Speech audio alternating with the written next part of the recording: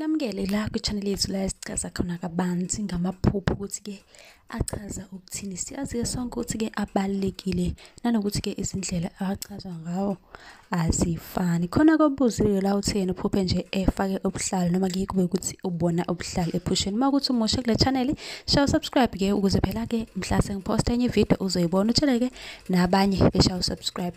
Uma ukuthi ibona ku-TikTok, shaya ufollow, uthathe inamba lapha kwi-bio noma ngi-inbox ucele inamba zobe senginika bese usibuza njalo kamaphupho lapha ku-WhatsApp wethu ekuseni. Uma-ke ube nephupho ake ngene kule yobuhlalu. Uma ukuthi nje uphupha ubuhlalu ephusheni uthi uyabona noma ngabe imbala enjani uyabona.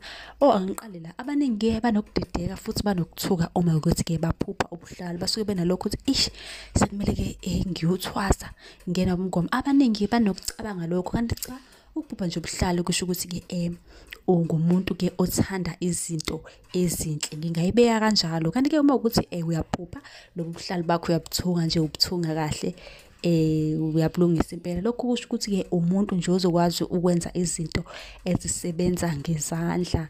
Ngabe uyathunga noma wenzani, kodwa lezi zinto ezisebenza ngezandla, noma ngabe uyakha noma wenzani, kodwa nje uzoba lo muntu. Uma ukuthi uyakwazi, izona zinto ezokungenisela-ke imali. Uma ngithi nje ukuze uphumelele kuzomele-ke usebenze kanzima empilweni yakho. Uma ukuthi nje uhleli phansi uyabala, kusho ukuthi-ke impumelelo yakho yona ikhona futhi-ke iyoqhamuka nodumo. Kuzomele-ke kodwa usebenze kanzima. Ngisosaya sengiqhubeka sengichaza-ke naleyo yobuhlalu, imbala yakhona ukuthi ingabe-ke lobu buchaza ukuthini.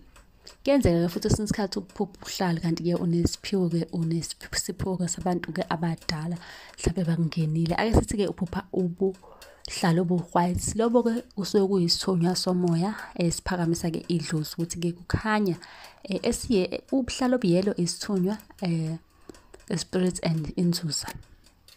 Blue isithunywa samanzi.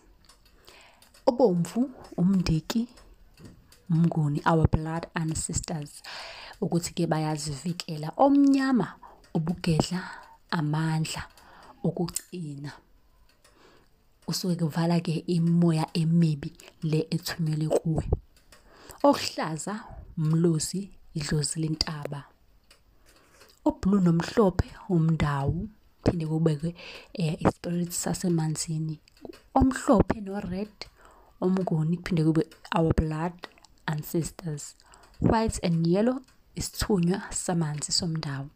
White and black ubugedla, makhosi, umndawo.